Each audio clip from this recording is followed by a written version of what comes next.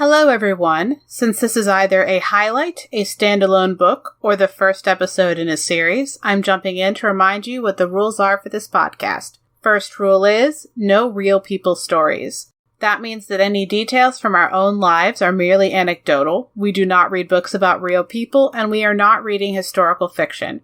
The second rule is that we are basing our analyses off of how the author treats characters and what they put them through.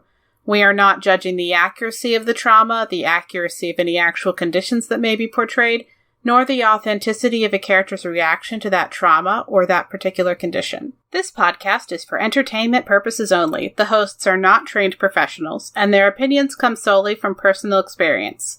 In this episode, we discuss fictional depictions of trauma and violence that may not be suitable for all audiences. Please take care of yourselves. Specific content warnings for each episode can be found in the show notes. Events in the media are discussed in approximate order of escalation. This episode contains spoilers.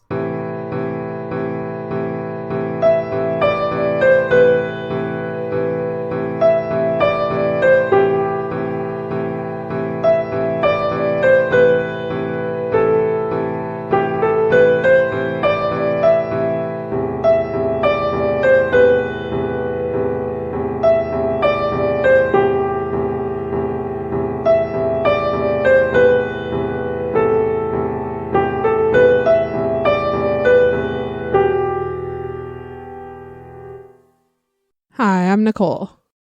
And I'm Robin, and welcome to Books That Burn, the book review podcast where we discuss fictional depictions of trauma. This episode on Books That Burn, we're discussing The Grace of Kings by Ken Liu. From the publisher, we have the book description: wily, charming Kunigaru, a bandit, and stern, fearless Matazindu, the son of a deposed duke, seem like polar opposites. Yet, in the uprising against the emperor, the two quickly become the best of friends after a series of adventures fighting against vast, conscripted armies, silk-draped airships, and shape-shifting gods. Once the emperor has been overthrown, however, they each find themselves the leader of separate factions, two sides with very different ideas about how the world should be run and the meaning of justice. Our first topic is intimidation. There's this advisor to a child emperor. This is like a lot of factions and a lot of people, because as the synopsis mentions, an emperor gets overthrown. This particular one happens to be the child that is his heir. There's more intrigue that makes that a little bit twistier even to get to that bit. But anyway, we've got a child emperor with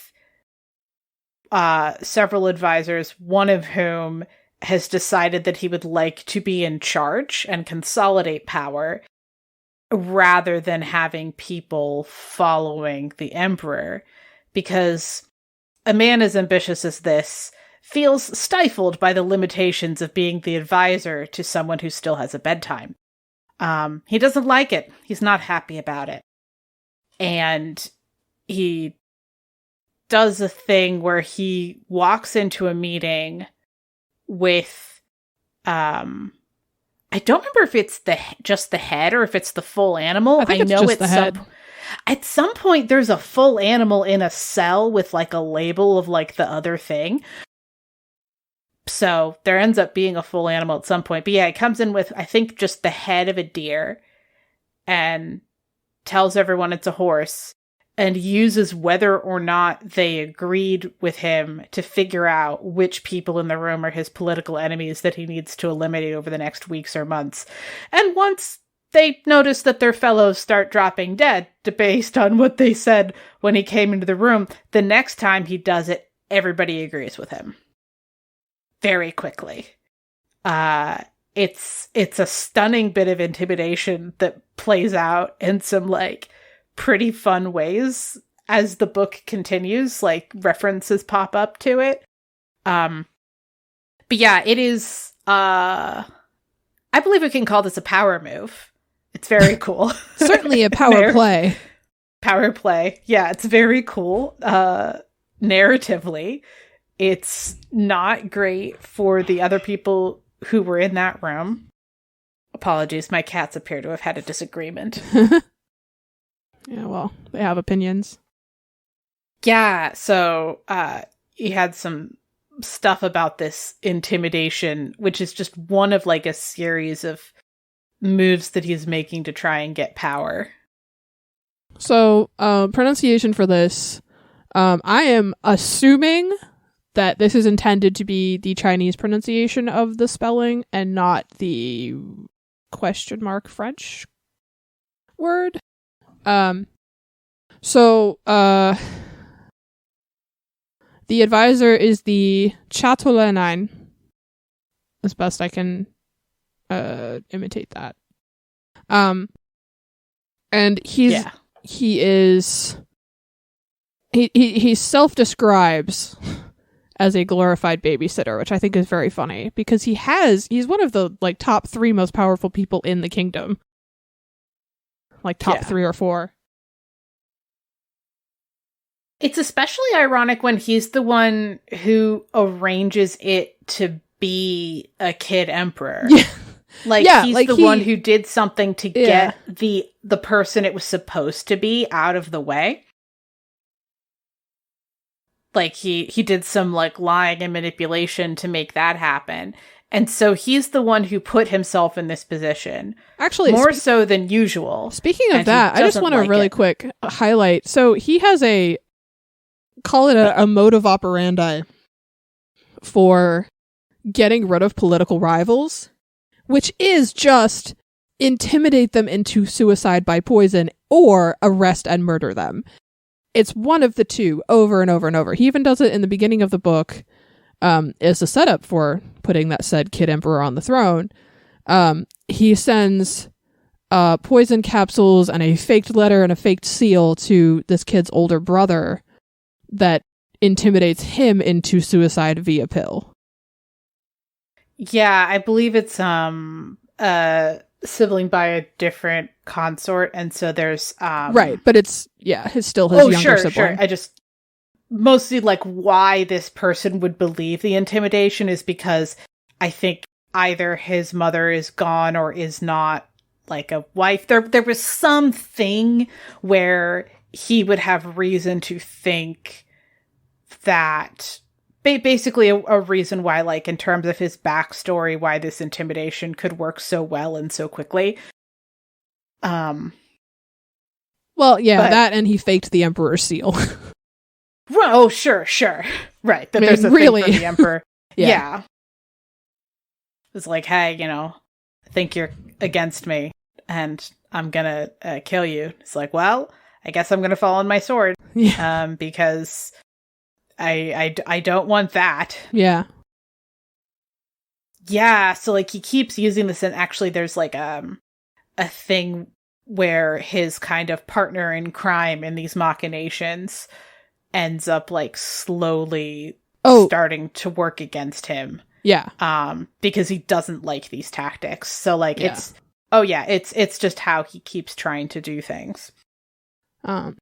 Yeah, so as far as a reader perspective on this, it's very bare bones. It's very matter of fact. I mean, to be fair, the author's voice style of storytelling in this entire book is very like, okay, I'm telling you the events that are happening. I'm not forcing you in them. It's third person most of the time. It's it's very one layer kind of removed.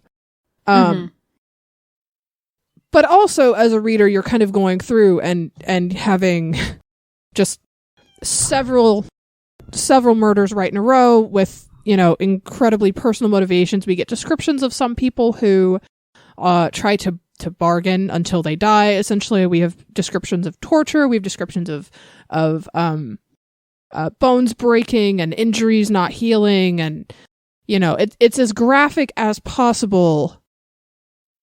But it also has, well, not as possible. It's graphic, but it's also that one layer removed with author voice, and we kind of gloss over other deaths. You don't get as much as you could. Yeah, I would say it is specific where it needs to be. Yes, I think is the way I would put it. Yeah, so and like it also paints a really good picture of certain characters that we really only see as they die. You get a really good, like, solid feel for them as people. As people, sorry. I'm sorry my voice faded away there. My cat knocked my microphone away from my face. Look, you don't need that. With her tail. Why would you need that for a podcast? Yeah, There's right. no good reason. 'Tis my job to feed her 2 hours early and pet her, and for that I don't need to talk. Exactly. But yeah,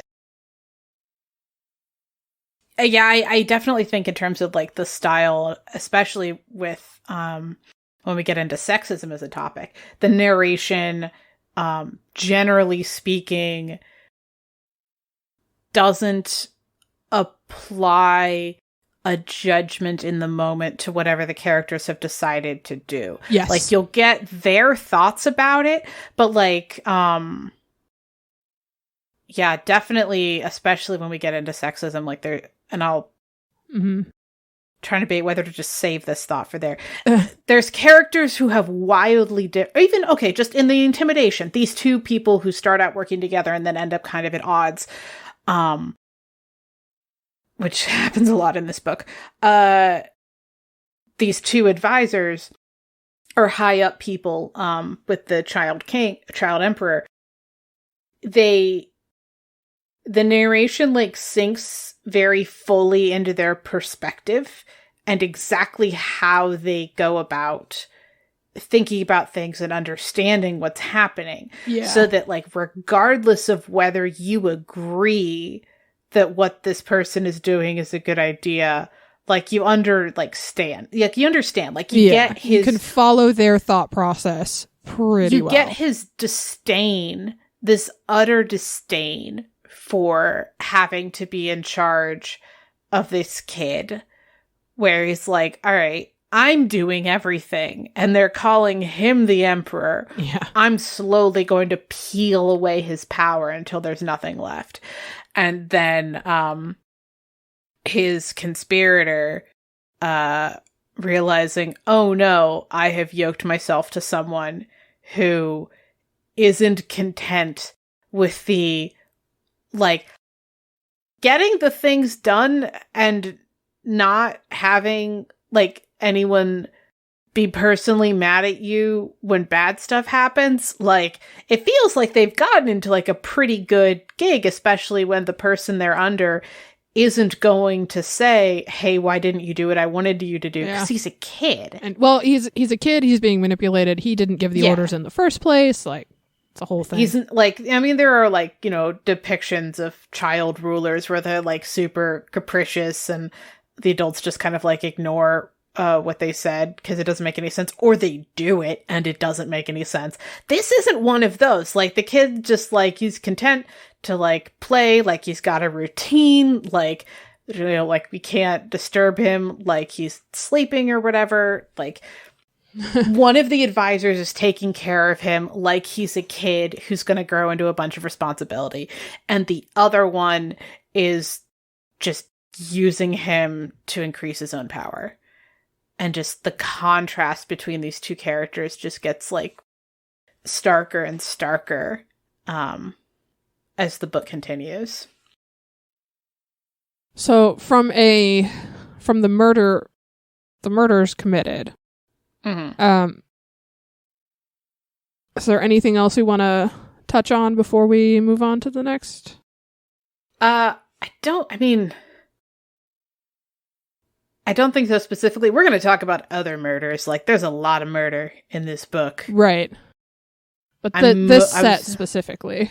No, because they're mostly... Okay, the one thing I will say is it's mostly, like, and then he killed a bunch of people and then did the thing with the head again a week or however long it was later. Like, these particular killings aren't given a lot of specific attention. This is true. So much so that I didn't totally realize that he had killed the people who disagreed until I was on my second read of the book. Like, I missed that. That's how fast it is. Because there's, like, this really interesting scene, and then, oh, by the way, he killed the people who didn't agree with him, and then he did the thing again. And now, mysteriously, they all agreed with him for some reason. Like, the book doesn't think it is mysterious. Sorry. But it's just like, oh, wow. Good. They all agreed this time. I don't have to kill anybody. So it's really matter of fact. Because this stuff is from, like I was saying, it sinks into each narrator's perspective, and this scene is from his perspective. Right. He does not care about their lives. Except for the leader of the armies. It then flips to him. Yeah. He did care about the two people he manipulated into suicide. He did care a bit about that. Right. Well, I'm saying, no, it flips to the general's perspective as he is being tortured and an attempted confession wrung out of him. It flips to... Oh, I forgot about that scene. My goodness. Yeah, right. That's a whole thing, because he is the only person documented in the book, at least, who, unreliable narrator. Under torture keeps insisting that it was a deer because it has antlers and... Yeah. Yeah, and he relents after a lot of duress, and a couple weeks, I think. I don't remember if it said a specific time. It didn't. It implies that it's taking several sessions to break him. But it's but he's the only one who even really tries to hold out. And I love the fake out confession attempts where he sends fake guards to try to ask him whether or not he committed treason, and he's like, no, you could save me. And the guy comes up and oh, this was a trap. Well, I guess we need to hurt you some more. Yeah, that was... Oh my god. I forgot that was in connection with this guy. Yeah, that's this thing. It's a different section of the book from the initial deer scene, I think. True, yes. It's the next chapter. Yeah, it's a little bit later. But yeah, you're right. Yeah, the whole there's a fake out confession where he that's so smart on the part of have you you seem like you're injured. Have you been tortured? yes I've been tortured. Well, clearly not enough. And then so then for those who haven't read the book, he then tells the next time he's questioned, he says no, I definitely haven't been tortured. My arms they're just broken like this. I'm not hurt. I can't write with my hands, but that's fine. That's normal for me. Yeah. Oh, my favorite part about that actually is how this is the only death that we even get a perspective on the Emperor even noticing, and he's so sad. He's like, oh, how could he betray me like this? I'm heartbroken. But he doesn't question it at all. Yeah. It's just, oh, okay, well, I guess he was a traitor. Moving on. Yeah, this is the Emperor before he dies, right? No, this is the child. No, this is the kid. This is the child. This is the kid. Emperor. Okay. No, he's so sad that how could the leader of his armies do this to him? There's a paragraph long of him just being upset. On to sexism.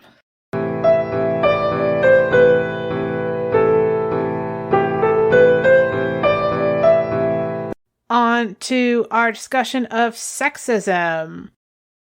Okay, so one of my favorite things about how this is handled, which I know is a great way to open any of our topics, is that something I mentioned in our first topic was how completely the narration sinks into the mindset of each character in the sections that are from their perspective.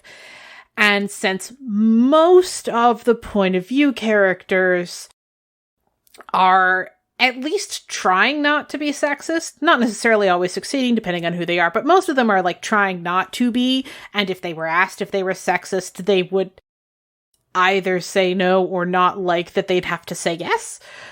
Mana Zindu is no, women shouldn't be doing that. They shouldn't be doing that. I don't want them to do that. I'm going to ignore half of the populace I have available to me and just have men do stuff because it is from the gods that this is supposed to be this way. And then you've got people like Gia who are well, given the ways in which the world is sexist, I can use it to my advantage in these particular different ways. Right. And then there's people like Kunigaru who are oh, you're right. I completely wasn't thinking of that because the underlying sexist assumptions that I had, while I didn't intend them, were making me not realize that this was a solution to my problem. And then he also turns around and tries to force an actual perspective on other people, including Mata. Yes. Which is very good follow-up. Yes. But it's interesting because, like, Cooney, he's not he often has to have pointed out to him that he was being sexist and not realizing it. And I don't know, I think he genuinely would like to not be sexist and not have this be part of who he is. But it's also not like a thing he's extremely devoted to. So, like, he keeps having it pointed out. Which arguably is pretty realistic. No, absolutely. Yeah. No. I like how I like that it's portrayed this way because this is a very, very common way for someone who is not affected by a particular form of bigotry who is not directly the target of a particular form of bigotry to interact with it while they're trying to do better. That's like a super, super common thing. And I really like how realistically and naturally this is how he is. And this is how he interacts with this thing. And from a character making perspective, I like how unabashedly Mata's like, nah, I'm gonna fly in the sky, I'm gonna hit people with my sword, and we're gonna win this thing. And women can't. And it's because I'm a man, and not because I'm the only person literally in the story who can do it. Yeah. Yep. Yeah. Actually, can I just point out there's a beautiful symmetry in Mata's sexism, and also he's the one who falls prey to the character who employs the sexism as a weapon. Yep. Beautiful. No notes. 10 out of 10. Yes. It's great. And then, because of sexism, that character is in that position because she's being manipulated and placed in this awkward spot. She's being placed in a spot where she has to do something that's definitely going to get her killed. And the person manipulating her wants her to take Mata down with her. But I just think there's a very good pairing there. Oh, sure. Very well done. Yeah. Yeah. So, because also it means that it is realistic that this outside party that we don't really know much about could very easily know that Mata would be a good target for this kind of manipulation. Yeah. Because of how easy it is to know that Mata Zindu, I think even for the standards of his day, is pretty in your face sexist. Yeah. Yeah. Well, I mean, maybe not overtly for the standards of the day. If you think about the way that the people that he interacts, that mass in his army also reacts, there is a common theme of women weak, haha, funny. I was going to say he's middle of the road, maybe, but overt. Yeah. That's good. Yeah. Like, he's not the most sexist person. He's just loud. Yeah. About it and in general. He's loud about it and generally, and he doesn't think there's any reason to be ashamed of that being a thing. I do want to point out that I really like the way that sexism is handled in this book. Mm-hmm. Because it exists. However, the only times that we really have it there is when it is either a teachable moment about it being bad, so don't do that, or when it is a setup for something like the aforementioned sexist character falls prey to the person who uses that as a weapon. There's no instance, literally none, at least unless there's something really quick at the end of the book. There's no instance that I can recall where sexism is just a thing that is portrayed as positive. No, definitely not. And not only that, in the quarter of the book you haven't gotten to yet, spoiler alert, I have intentionally read this carefully and reread and double checked and made notes, and I posted on our Tumblr. You can see all of my little bookmarks for things. Like, so yeah, in the bit you haven't gotten to yet, there's yet another character who uses who is trying to fight against misogyny and how women are underestimated. Yeah. And I think when you get to that last bit, you'll really like it. But, I do concur. There isn't a character where the book seems to agree that sexism is totally awesome and cool and yeah. And I want to just, like, follow up with that. Like, there's literally none instance of an actual woman being intentionally harmed, like I say intentionally, not systemically, but intentionally on screen harmed because of these sexist ideals. Does not even happen. There's no, oh, we're targeting her first because she's weak. There's no, oh no, I fell prey because I'm a woman. Like, nothing. Literally nothing. There's no instances of people talking about things that happened to them in the past. There's no on-screen rape. There's the soldiers raped the people, and when they conquer a village or go through and harm a village, but that's it. That's all you get. So it's just, I just think it's handled really well, and it's handled in a way that literally at no point is it in your face or like directed at you when you're reading it, which is great. And also the third thing I have to say with that is that it's not over the top. At no point is it cartoony. Now, in general, there's really no, like, cartoony stereotypes of people in this book at all. Like, that's just not a thing. But also, I have read books and have seen movies and have seen characters written where everything else is grounded and great and it makes sense and it you can follow it and people feel real. And then you just get, like, the feminine, cartoony, nothing substance character who's just kind of there. That does not happen in this book at all, either by the portrayal of people being sexist or the people who would be impacted.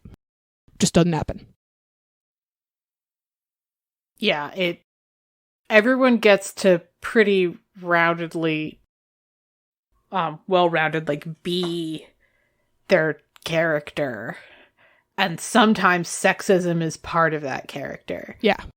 But there's people in the moment, even when it's Mata Zinja's perspective, there's people in the moment being like, hey, you know, women are like real people and we probably shouldn't ignore them. And he's like, balderdash, no. Yeah, but not in an over the top way. He just kind of goes, but my identity. Well, and also he's got the whole, like, he believes a lot of things are ordained by the gods. Yes, that too.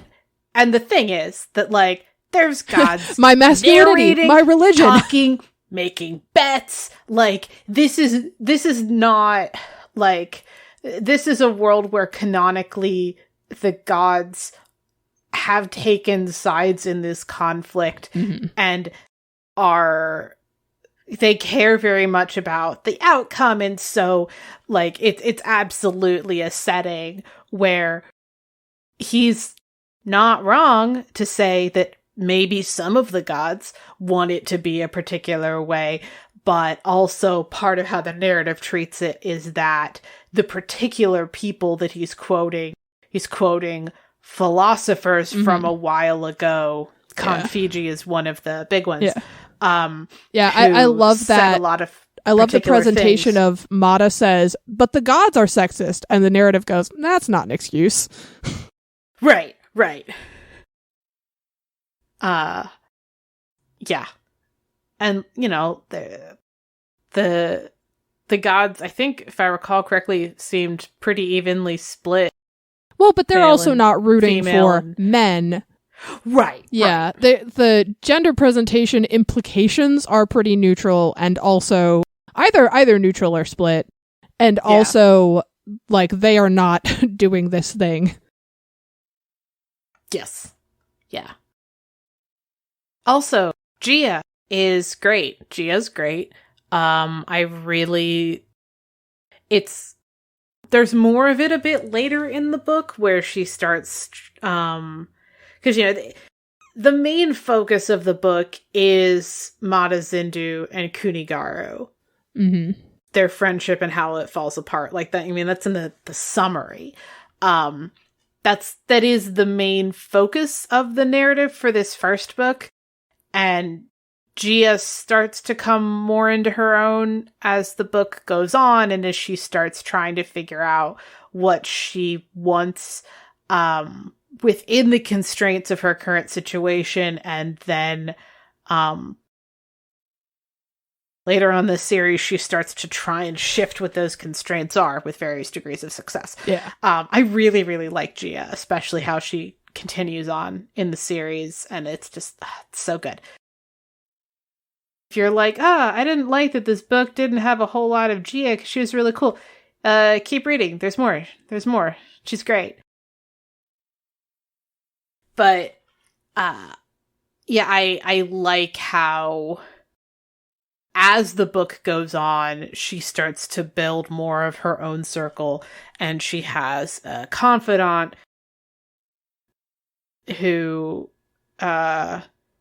is a woman. And in the context of her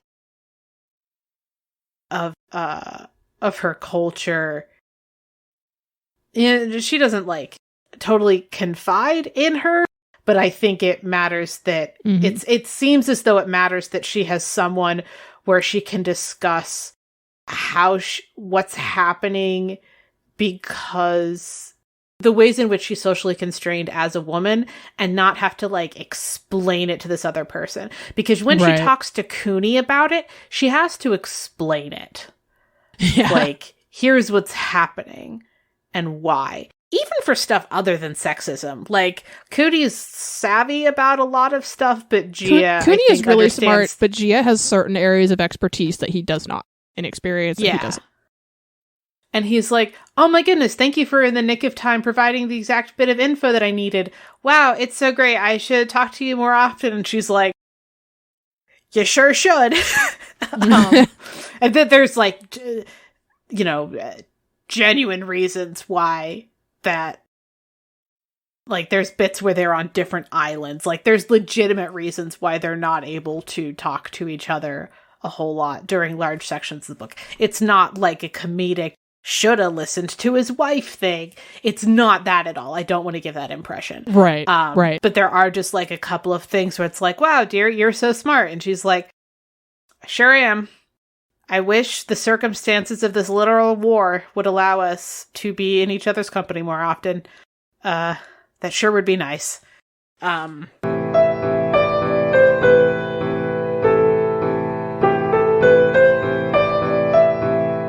to our third topic, which is slavery. If earlier I said it was murder, just kidding. It's definitely slavery. There's also some threats of murder as part of the slavery. So,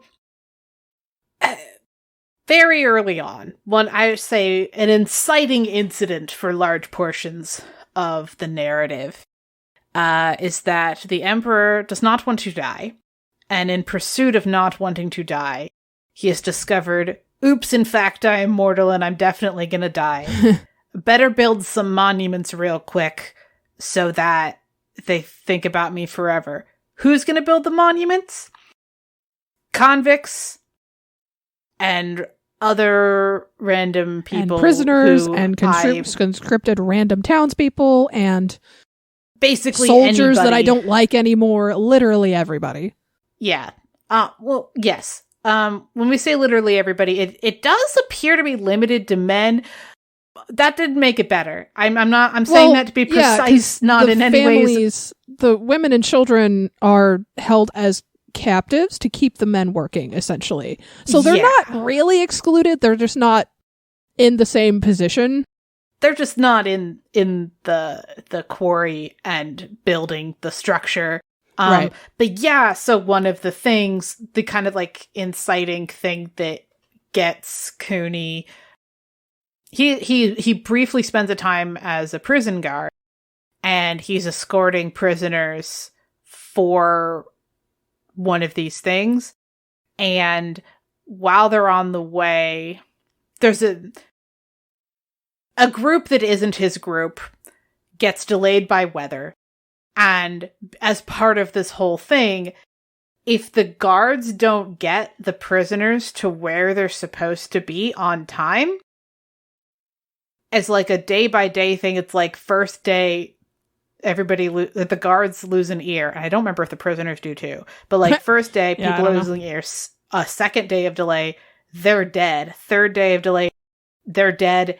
And their close family is dead. Fourth day. Like, it just escalates until there hits a point where it's like, if you're 5 days late, don't show up. Just don't. He's gonna kill your family anyway. You can't do anything about it. Don't show up and die too. And so there's these guards who defect and take the prisoners with them and become bandits.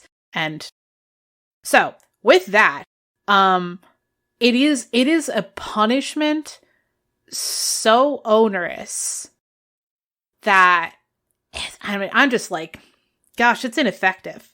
Like, I hate that that's part of my reaction. Is just like, this is not a good system. This is a terrible system. Why did you think that this was going to work? Why did you think this was going to help?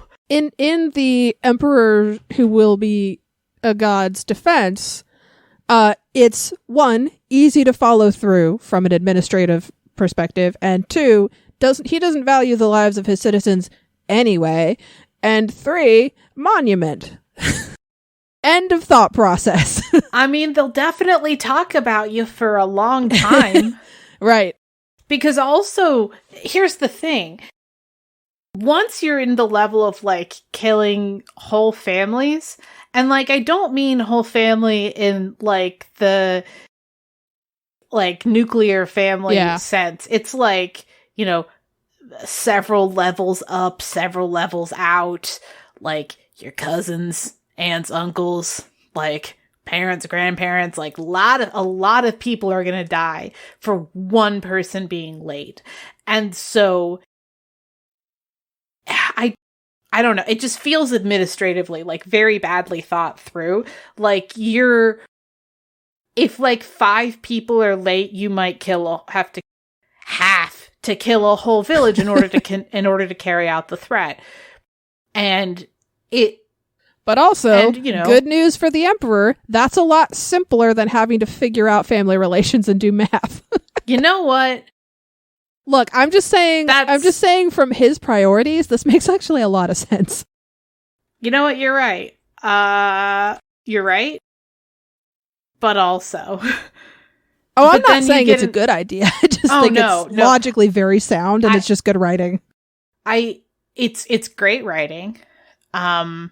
Also, this is to some degree based on an actual period of Chinese history, and I don't know whether this particular element is a thing that actually happened. I have no idea. I don't even care. Like from like a reading the book perspective, it fits the characters so well that I would totally believe it either way. I would believe it completely, whether it was like, oh no, that was like an actual thing, and it went about as badly as it does here, or no, that's a thing made up for the story. Like I would completely believe it in either direction. I just think that you start getting, and the narration is very aware of the problem that happens, because when this happens, this is one early instance in the book of, oh no, I've threatened the people who are supposed to enforce my rules. Right. And you're relying on some of them to enforce the rules against the other half of them. Yeah. And so this is like a super early version of that. But later on, there is a character who takes this to the extreme and starts having layers and layers and layers of who watches the Watchmen. Oh my god, that is one of my favorite 3 paragraphs. It's beautiful. At all. It's so funny. It's so great. But yeah, so this is earlier in the book, a step down that kind of a road made by a person emotionally and politically in a similar but not identical position. And it's just, I just feel like this is a great book. Anyway, so we've called this topic slavery because, one, this kind of systematized convict labor is a form of slavery. They also explicitly call them slaves. This is not a thing they dance around. Yeah. They don't have any choice. And the political bad move that he made was to threaten the guards to such a degree that they felt they had more in common with their prisoners than with the person over them. Yeah.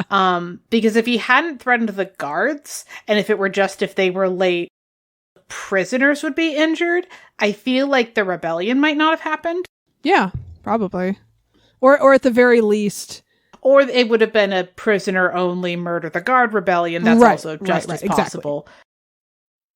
Exactly. I don't mean that they would have gone meekly, necessarily. But it's just really well done. Yeah, that's my gushing about how great this part of the book is. What do you think? I mean, I agree. I think it's a very multi-layered catastrophe that all stems from this one person who doesn't see other people as human, and then correlates into, it turns out actually we have 4 players who don't see six players who don't see other people as human, and just compound this issue. Well, one of them sees other people as humans. He just intentionally wants those people destroyed. It's complicated. Yeah. There are people who are enemies without being dehumanized. And then there are people who use dehumanization as part of their strategy. And then there's characters who just casually don't seem to behave as though consequences matter. Yeah. But I don't really have more points than you. I just agree. Yeah.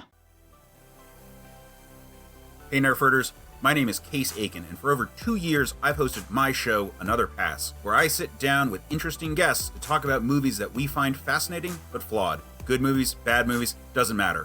We find ways that they could have been improved. So if you ever thought that a sequel dropped the ball by forgetting about a plotline, that an epic could have been saved by introducing the director to an editor, or that a comedy didn't work hard enough to have some substance behind the laughs, then check out Another Pass podcast at certainpov.com or wherever you get your podcasts.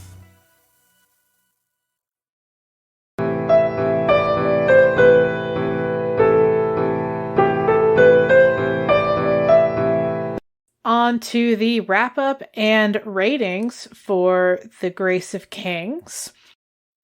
For our gratuity rating for Intimidation/Murder, it is moderate or severe? I think moderate. Yeah. It's almost not gratuitous at all, except for the one scene. Yeah, there's some associated torture, but even that, I don't think that's severe. Mm-hmm. That particular instance of it. Yeah. Yeah, I think moderate. Yeah. I feel good about moderate. What about sexism? Mild? As okay. I stated in the thing, the only times that we actually see it are when it is being utilized by the person it would have affected, or as a setup for a sexist character having that be turned against them, or when it is being actively rebuffed. And we don't see it actually harming anybody on screen. Okay, given that I made it to the last quarter of the book, there's some bits in the last quarter that I think bump it up to moderate. Okay. There's an entire specific plot line that revolves around a character dealing with it, but even that is on the milder side of moderate, so your mileage may vary. But I don't know, it's hard to think through. No, even then, it's mostly a character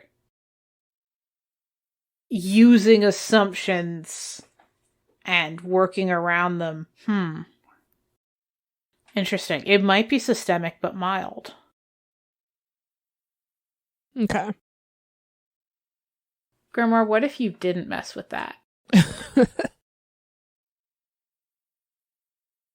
I filled a basket with things I don't want her to get to, and then I put it very high up, and she was like, oh, a challenge. For me. Thank you, I will. All right, so, okay, okay. All right, mild. No, you're right, I think the actual sexism might be mild, even in the thing I'm thinking of that you didn't get to. All right, we can go with mild. Okay. Slavery. Moderate? Question mark. I don't think it's actually, the depiction of it is actually severe, and it's definitely more than mild. Oh, sure. Yeah. Yeah, I definitely think it's moderate.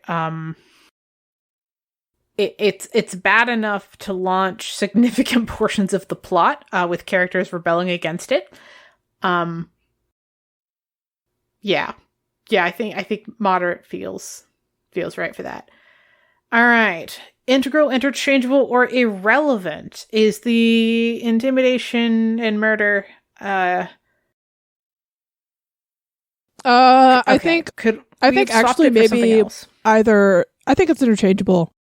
Mm-hmm. Or maybe even irrelevant, considering plot things later. This character doesn't even really get to use that power on screen, so I think maybe irrelevant. I know I'm agreeing with irrelevant because I feel like he didn't have to go so hard to get what he wanted for the action.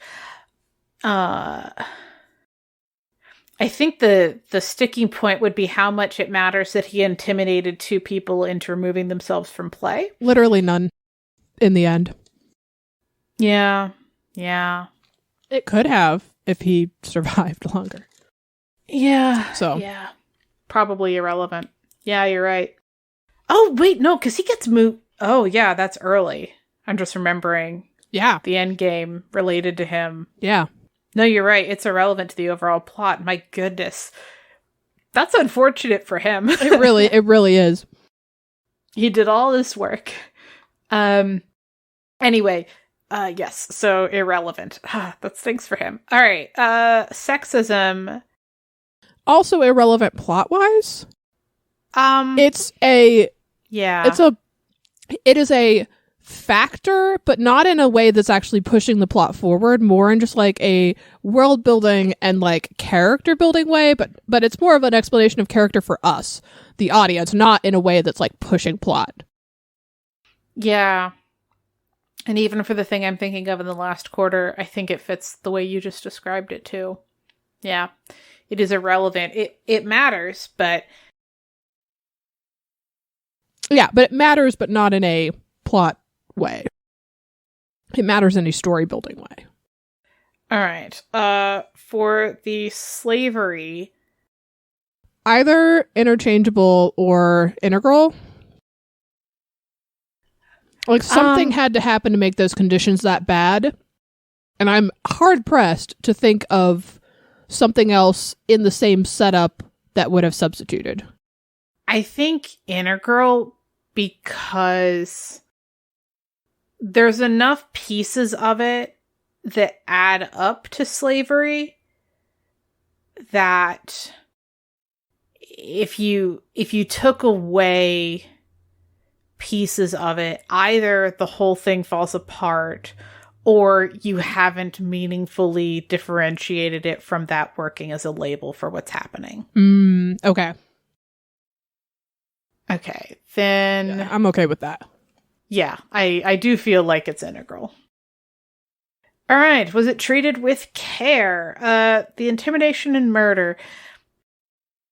Either not enough or enough. I think. Yeah. For that, I think I'm going to say not enough. Partly because the fake out's pretty brutal. Yeah. Accurate. Yeah. Yeah, so that's not enough. But it works for the story. It's just, not trying to. It's not gratuitous, but also it's still not quite enough care. Then sexism. I'm going to say, I think yes. I also think yes. Yeah. Like, because to have taken any more care would be to either really remove it entirely or to make it so nebulous that your imagination is actually worse than the reality. Yeah, like it's very clear about what's happening and when it affects a character, how they're thinking about it. And also how some characters are sexist, and there's one where it's like a part of his personality, and it matters to the story.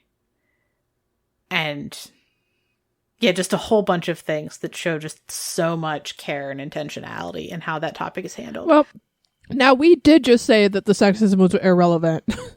I know what you mean by matters to the story, but I just think it's funny. It matters to the character development. Like, you could have had like a different thing, maybe, but it didn't drive motivation. I would say it didn't drive strategy, it drove tactics. That's how I think I'll put it. In the moment, characters made little decisions. Right. On the basis of this. Right. But I don't think removing it would have changed the overall trajectory. No. Yeah. It just adds layers to our characters. Slavery. Enough? Not enough? I'm gonna say enough. Okay. Because it's like, this is happening. These are the threats. This is what's going on. And here's what they decide to do about it.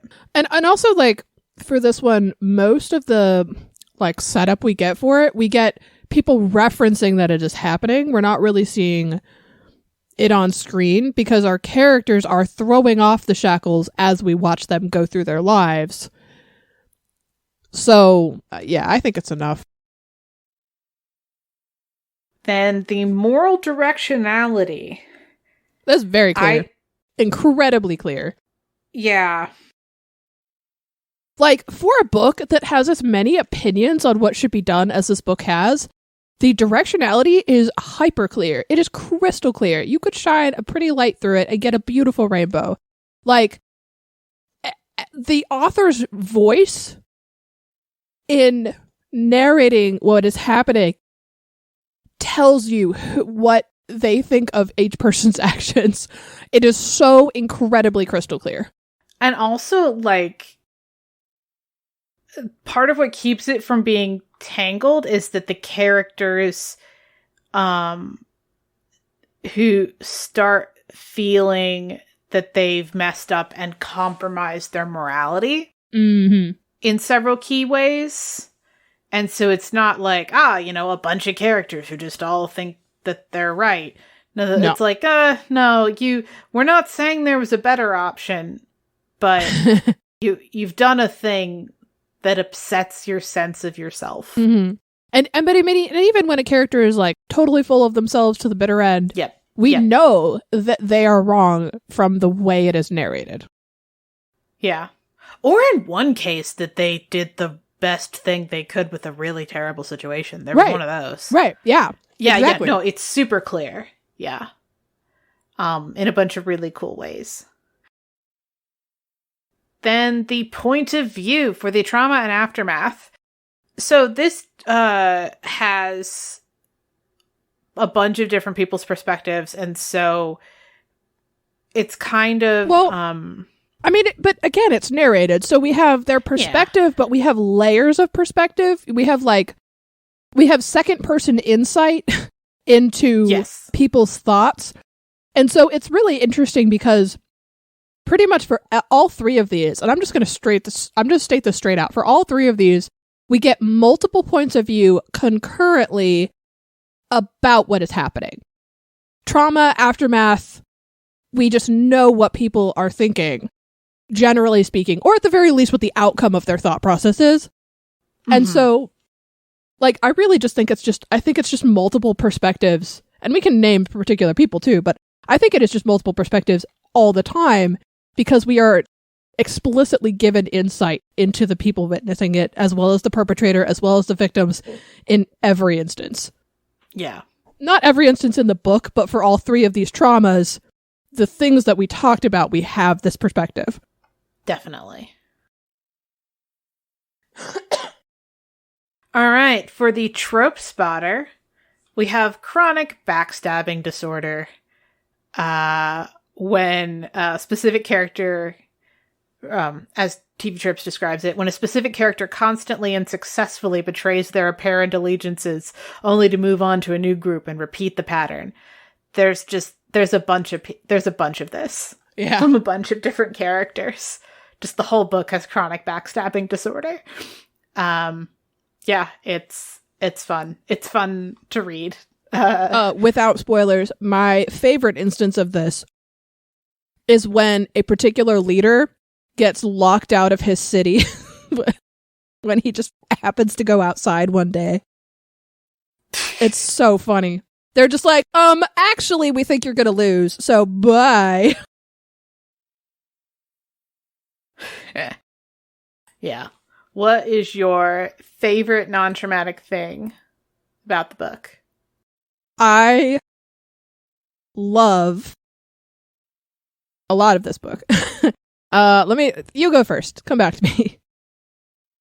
Oh my gosh. I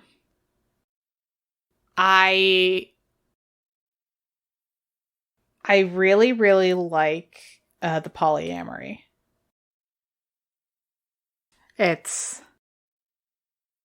I like it. It is complicated and not without stress, but it is, I really like how it's handled. I like the characters who are involved, and, it's fun. I like it. I enjoy it. What's yours? I really enjoy... There's a friendship between the two main characters. I'm going to say a bunch of things. I'm not compromising at all. Well, a little bit. I really like the friendship that develops between several of our main characters, both in pairs and as a group. I like the way... I actually really like the narrator. I really like the way it's narrated. I like the perspective that we get on characters, but it also doesn't feel like the narrator is part of the story or taking sides. They're passing judgment, but they're not taking sides. I really like the setup for the gods in general. I like the way that they're characterized and the way that they are inserted into the story. I really like the trickster god. I really like that the trickster god is not out here tricking people. The trickster god is the god of chance.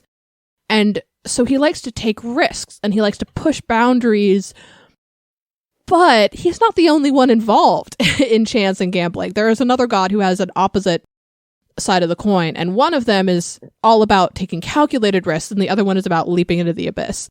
And I really enjoy that characterization. I like that this is another trickster god whose name starts with L. That always entertains me. And then across multiple cultures around the world, at least when you translate words that end up in our English vocabulary, whether they're direct written out words or whether they're actually translated, they always end up starting with L, or a lot of times start with L, which amuses me so much. Yeah. Whether it's translated or westernized, yeah. Yeah, some words are westernized and some words are just straight up, that's the sound that it was. And yeah. I love how many cultures that is true about. Yeah, I really enjoy all of those things.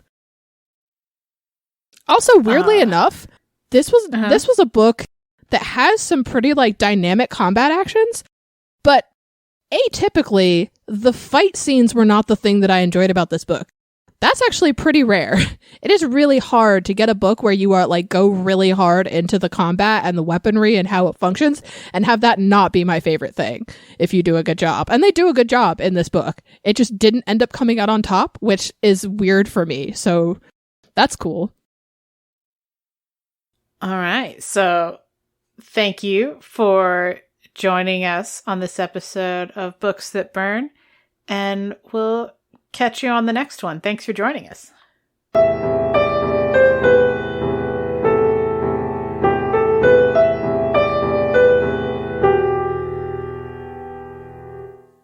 All music used in this podcast was created by Nicole as Heartbeat Art Co. and is used with permission. Our transcriptionist is Heather. You can find her on Twitter at MamaDragon20 or on TikTok at MamaDragons_den. We're proud members of the Certain Point of View network of podcasts. Check out all the Certain POV shows at www.certainpov.com. Please consider supporting us on Patreon at patreon.com/booksthatburn. If you can't wait for the next episode and need even more book-related content in your life, check out our book review blog, Reviews That Burn, subscribe to the fortnightly newsletter, or follow us on the Story Graph. You can contact us by email at booksthatburn@yahoo.com and find all our links, contact info, and social media on our card, booksthatburn.carrd.co. Don't forget to subscribe to us wherever you get your podcasts, and remember, some books burn you.